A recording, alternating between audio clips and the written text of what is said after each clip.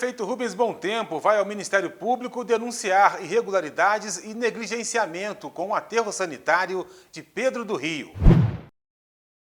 Secretaria de Saúde inicia busca ativa de adolescentes não vacinados. E aquele cafezinho está pesando no bolso do brasileiro. O café teve um aumento de 56% nos últimos 12 meses e os principais combustíveis também com uma alta de 40%. Painel Saúde da Secretaria Municipal de Petrópolis aponta mais de 800 casos suspeitos de Covid nas escolas da cidade.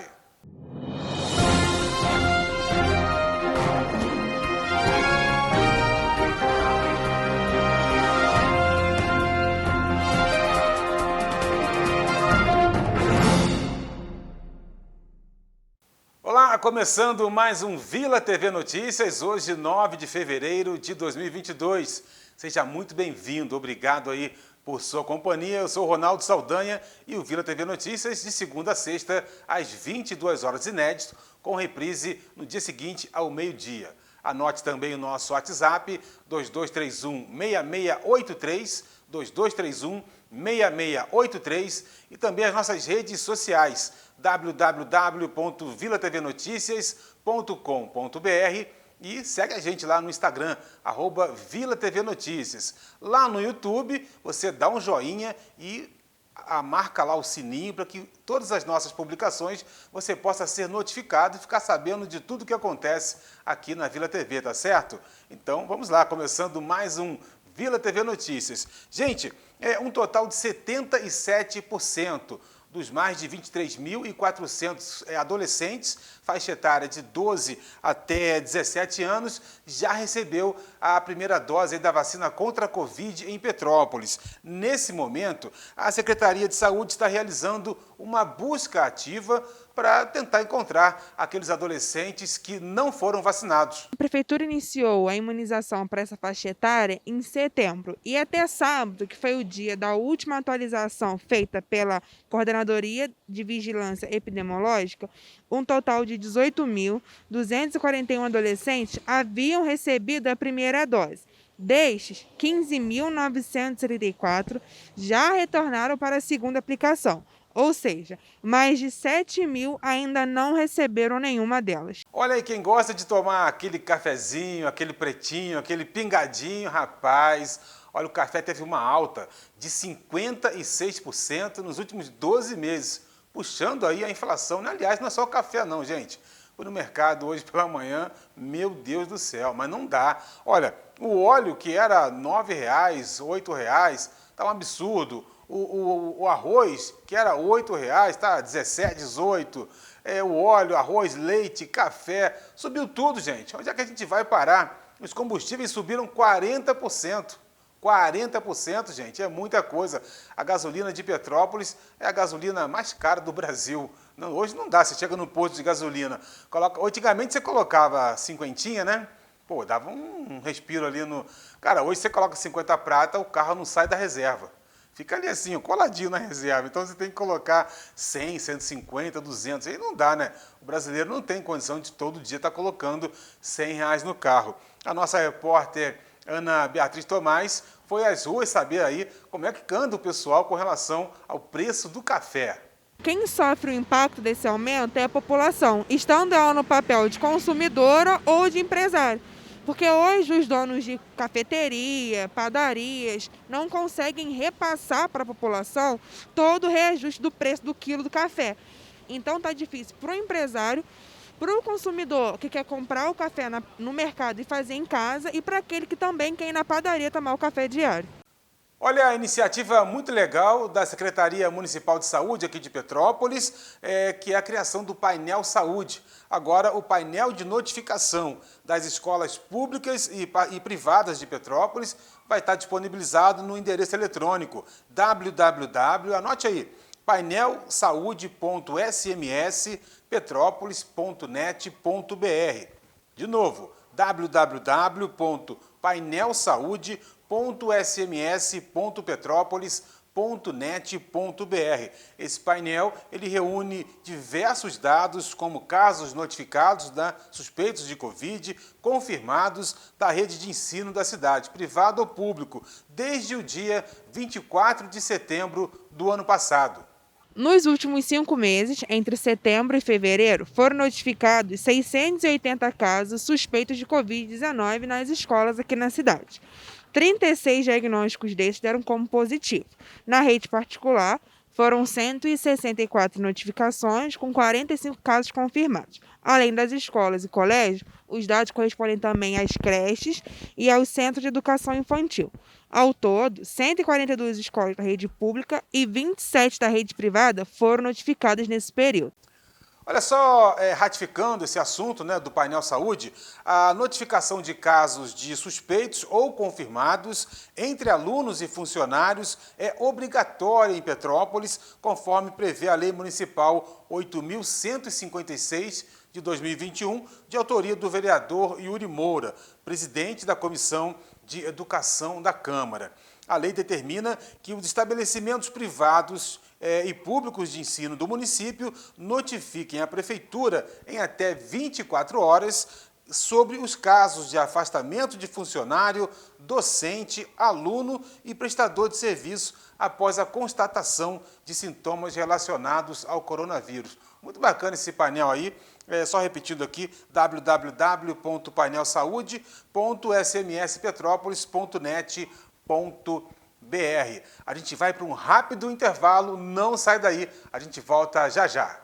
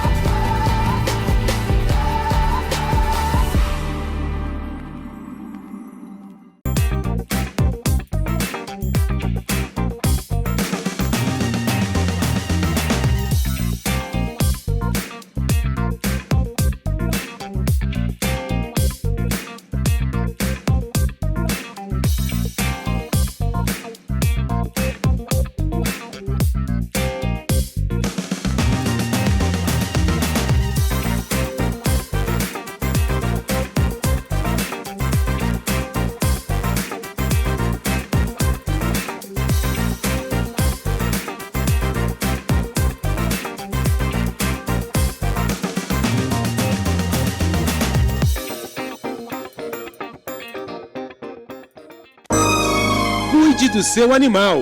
A saúde dele depende de você. Clínica Veterinária Bicharada. Dermatologia, clínica geral, cirurgias, criocirurgias e exames sanguíneos realizados na hora. Carinho e bem-estar para o seu animal de estimação. Clínica Veterinária Bicharada. Estrada União e Indústria, 10.661, Itaipava. Telefones 2222-8080 e 2222-2554. Clínica Veterinária Bicharada.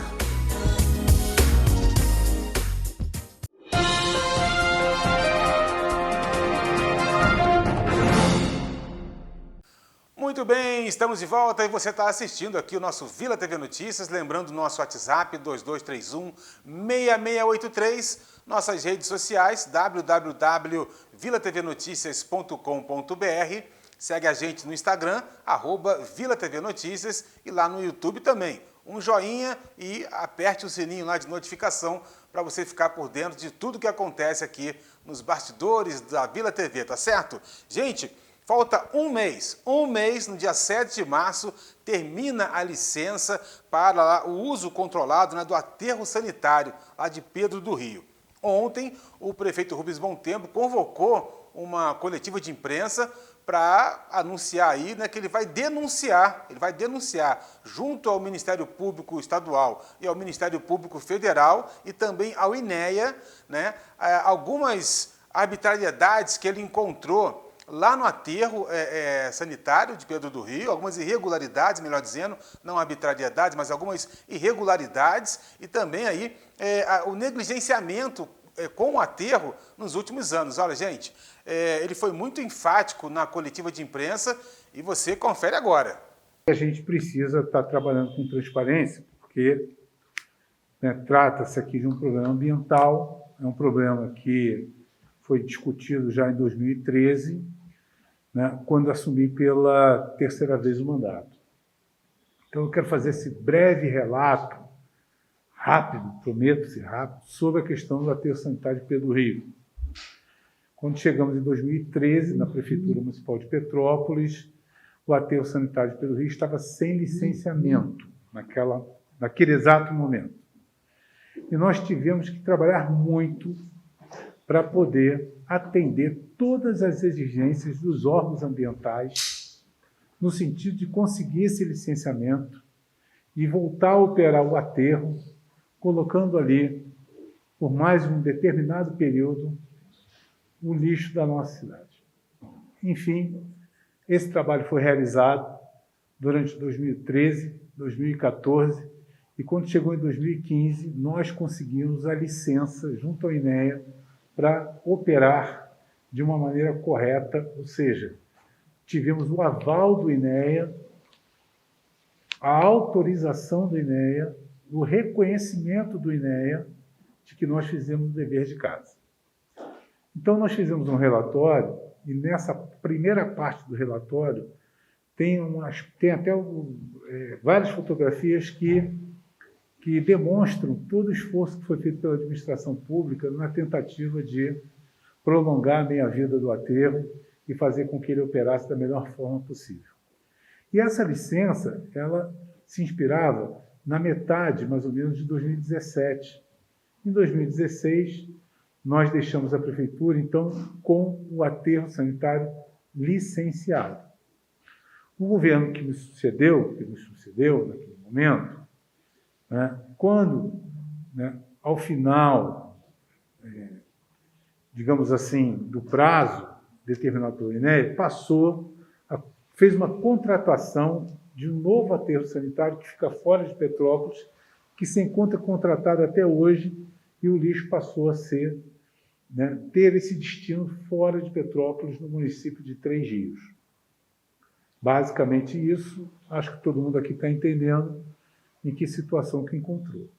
Porém, esse terreno, esse aterro sanitário que foi fechado, passou a ser utilizado como o bota-fora dos resíduos sólidos da construção civil e também do lixo verde, que é recolhido todos os dias na nossa cidade.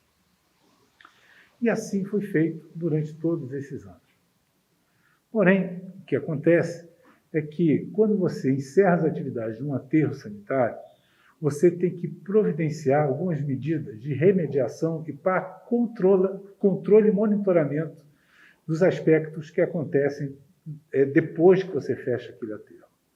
E um deles se relaciona ao chorume, que é o líquido percolado que acaba, de alguma forma, sendo coletado e depois você tem que dar um destino final a esse chorume. A outra questão são as células que são construídas para serem colocados os lixos, que tem que garantir as drenagens, né, para que, né, as águas da chuva e tudo, de alguma forma, tenham o seu caminho correto, sem ter que levar para baixo esse tipo de material. E assim por diante. O que aconteceu, né, e nós constatamos, ao chegar na Prefeitura, é que lá se encontra praticamente esgotado, tem uma licença para poder operar até o dia 7 de março, né, com pouquíssima capacidade ainda de de colocação de qualquer resíduo sólido da construção civil e do lixo verde. Porém, nós constatamos algumas irregularidades que nós achamos que precisava se tornar pública e, afinal de contas, eu não posso, como prefeito, me omitir, sob pena de amanhã ser acusado, junto com o Dr. Muniz, que é o nosso secretário de Meio Ambiente, junto com o Leonardo, que é quem opera o aterro sanitário, acusados de termos feito qualquer tipo de crime ambiental. Então, o governo ainda não tem 2 meses. Eu fiz questão de mostrar para a sociedade como que nós adquirimos esse passivo ambiental. Então, o terreno, vocês podem fazer visita, né, não tem problema nenhum, porque a gente tem que jogar aqui na transparência, e vocês vão perceber que existem ali dezenas de sucatas de carros abandonados que pertencem à prefeitura, que parte dos resíduos sólidos da construção civil foram depositados em cima das células, comprometeu toda a drenagem que existe, que foi colocada, e todas as canaletas se encontram entupidas, e encontramos, né, a piscina de chorume não sendo tratada, sendo um chorume depositado na natureza in natura, sem qualquer tipo de tratamento.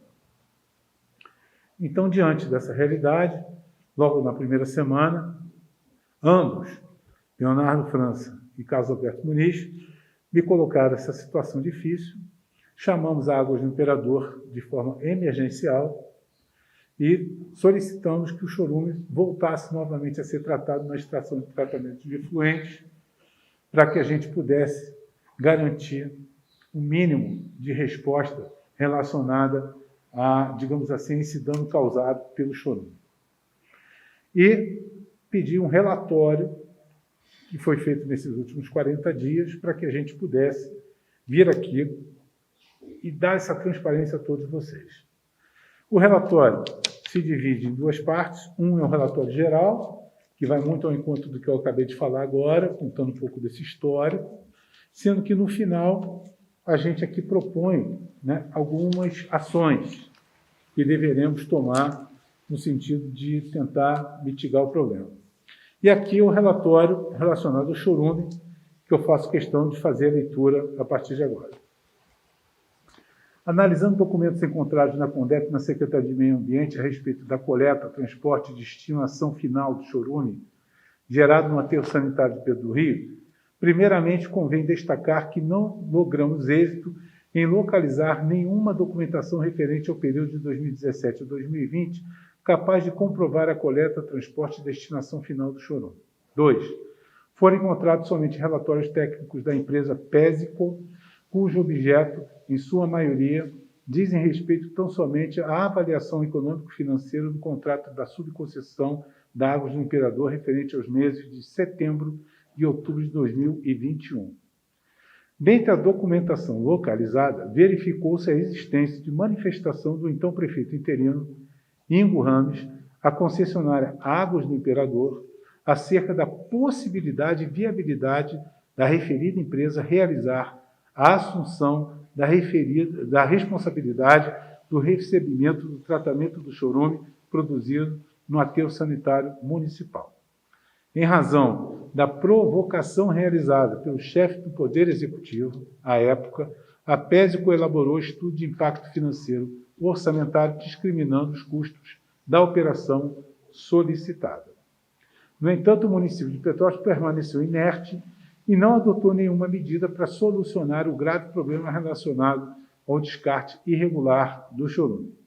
À vista disso, a CONDEP, pela sua diretoria que assumiu em 21 de 12 de 2021, juntamente com o prefeito Rubens Monteiro, formalizaram um contrato com a Águas do Imperador, com o objetivo de propiciar o tratamento adequado ao chorume, em estrito cumprimento às leis que regulamentam a matéria em questão. Nesse sentido, atualmente o chorume gerado no aterro municipal de Petrópolis está sendo transportado pela CONDEP até a estação de tratamento de esgoto das Águas do Imperador, recebendo assim um tratamento e a destinação adequada.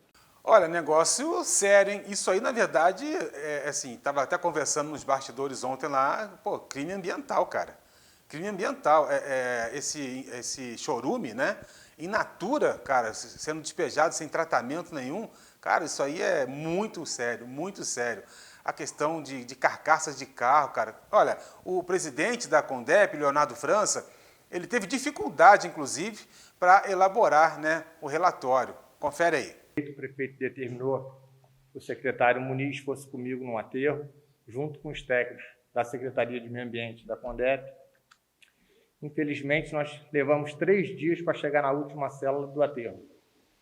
E lá nós identificamos vários tipos de materiais que estavam dentro do aterro que não eram para estar lá, como sucata, a parte de dragagem de rios também foram levados para as células do aterro. Achamos várias rachaduras nas células, né, Muniz? Todos os drenos estavam entupidos, os piezômetros estavam danificados.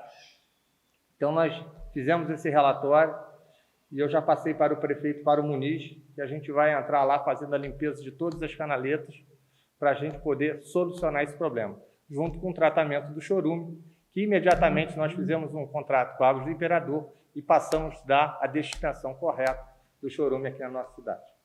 Cara, muito sério isso, e o prefeito, tanto o prefeito quanto o Leonardo, né, e o próprio secretário de Meio Ambiente que estavam lá ontem, todos eles indignados com a situação. Inclusive o secretário de Meio Ambiente, o Muniz, ele disse que pela dificuldade de encontrar documentação referente ao período, né, sim, é difícil você manter transparência sem essa documentação. É difícil elaborar, por exemplo, projetos, é difícil você fazer uma avaliação mais exata, e o Muniz falou para a gente também a respeito disso. Essas medidas, elas começam a ser executadas assim que nós pudéssemos estar apresentando à sociedade petropolitana o estado atual do aterro, para que haja transparência, possa verificar o estado em que ele se encontra.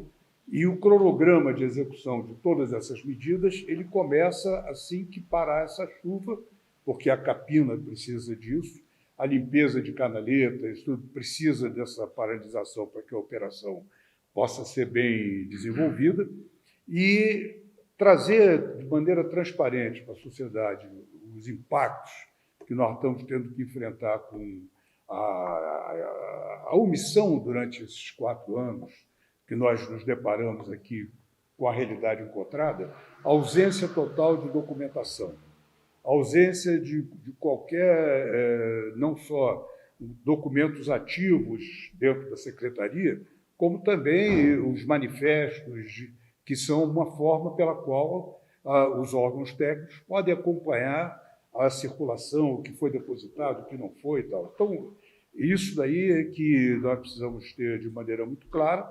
E, por fim, eu acho que isso se completa com a entrega desse relatório, através da nossa chefia de gabinete, o nosso prefeito, ao Ministério Público Federal e Estadual, que vão completar esse trabalho, e, em síntese final, ao INEA, porque, de fato, é aquele que tem o papel, como muito bem disse o prefeito, de acompanhar as licenças emitidas. E isso nos causou, de fato, uma imensa surpresa de a gente constatar que a ausência total de correspondência junto à própria prefeitura da cidade, porque seria natural que se ela tivesse tido alguma dificuldade da interlocução com a Condep, que é o órgão executor, ela poderia, o INEA poderia ter socorrido com a Secretaria de Meio Ambiente. Mas, entretanto, porque ela tem um convênio entre a Secretaria de Meio Ambiente e o INEA. Entretanto, não há nenhum registro de qualquer atitude do INEA em relação a isso. Então, essa passividade precisa ser resolvida. E isso daí é o que a gente espera, inclusive, de uma ação proativa, até assumindo a responsabilidade através da política de eliminação de vazadouros, que não é o nosso caso, que é um aterro controlado, mas que tem ainda uma certa similitude, porque ele veio de uma reparação do antigo vazadouro que existia naquela região. Nesse sentido, há recursos para que se invista, em definitivo, na estação de tratamento desse chorume que se encontra lá. Então, é nesse sentido que eu acompanho de forma transparente a maneira pela qual a orientação do prefeito, vem executando as políticas aqui dentro da cidade. Eu me lembro ainda em 2013, né, quando iniciamos, né, o processo de pedido de licenciamento, né, junto ao INEA. Foi um processo bastante longo, bastante difícil, mas nós, né, demoramos para conseguir a licença, mas conseguimos. Por quê? Nos empenhamos para isso. Então, acho que faltou empenho, né, faltou um pouco de comprometimento, e a gente, como disse o Rubens, a gente não pode deixar de denunciar isso, sob pena de amanhã nós também sermos responsabilizados. Então, assim, isso que os senhores fizeram, de fazer o levantamento, de buscar, né, todos os detalhes, né, de como a gente está encontrando esse aterro, é fundamental, para que a gente possa, né, ver de quem são as responsabilidades, né, encaminhar para o Ministério Público Federal, para o Ministério Público Estadual e principalmente para o INEA, né, para que a gente possa ter uma solução em relação a isso, uma tranquilidade também em relação ao trabalho que a gente tem que fazer daqui para frente, né, buscando a selagem daquele aterro, né, o controle do aterro, que eu acho que é o próximo passo aí. Então, seria isso, né? Queria parabenizar a todos aí por esse trabalho. Primeiro, limpeza com capina e roçada do aterro, visando liberação do acesso às áreas de monitoramento e sistema de águas pluviais. 2, desobstrução das canaletas, redes coletoras e caixas de inspeção no sistema de drenagem. 3, contratação de empresa especializada para operação e manutenção do sistema de monitoramento com emissão dos respectivos relatórios. 4, realização de leilão das viaturas sucateadas localizadas e colocadas indevidamente no aterro controlado. 5, coleta, transporte e destinação final do chorume, como eu já falei. 6, projeto de execução de recuperação florestal do aterro de acordo com a licença ambiental de recuperação em anexo, que deve ser efetuado pela CONDEP em conjunto com a Secretaria de Meio Ambiente. 7, criação de uma comissão que exerça a função de elaborar um plano de ações que vise cumprir as proposições acima citadas, bem como fiscalizar e fazer cumprir as normas técnicas pertinentes, eliminando os riscos e passivos ambientais expostos no relatório de vistoria. Enfim, a partir de agora, como desdobramento, nós estaremos dando ciência ao Ministério Público Estadual, ao Ministério Público Federal e, principalmente, ao INEA, porque, afinal de contas, o INEA também tem a atribuição legal de participar do monitoramento e do acompanhamento e até mesmo de ações que possam promover a remediação de aterros sanitários no estado do Rio de Janeiro. Então, cabe também a corresponsabilização do INEA para que a gente possa encontrar uma solução que seja economicamente viável e que possa ser ambientalmente correta. É isso aí, gente. Olha, caso sério, né? O prefeito, então, vai encaminhar toda a documentação, né, aos Ministérios Público Federal e Estadual, também ao INEA e, sei lá, rapaz, a situação aí complicadíssima. Grande verdade é que a gente precisa, né, dar um destino correto para o nosso lixo. Petrópolis produz muito lixo, né, gente? Tanto lixo residencial quanto lixo também aí, resíduos sólidos da construção civil, mato, enfim, é muito lixo que a gente produz. E esse aterro sanitário de Pedro do Rio, ó, ele está saturado, né? Não tem mais como colocar lixo lá, não tem, né? A vida útil do aterro sanitário de Pedro do Rio já acabou, né? Já foi muito utilizado. E a licença termina agora no dia 7, e o prefeito vai ter que arranjar agora um outro terreno, né? Como ele disse aí na coletiva, vai ter que arranjar agora um outro terreno para dar o destino correto ao lixo da cidade. E com relação a lá em Pedro do Rio, tem que fazer um trabalho lá, né, para poder, de alguma forma, reparar aquela área toda que foi utilizada durante muitos anos para aterro sanitário controlado. Ele foi controlado, ele foi. Eu lembro que eu visitei o aterro lá alguns anos atrás, ele era um aterro, referência para o estado do Rio. Referência.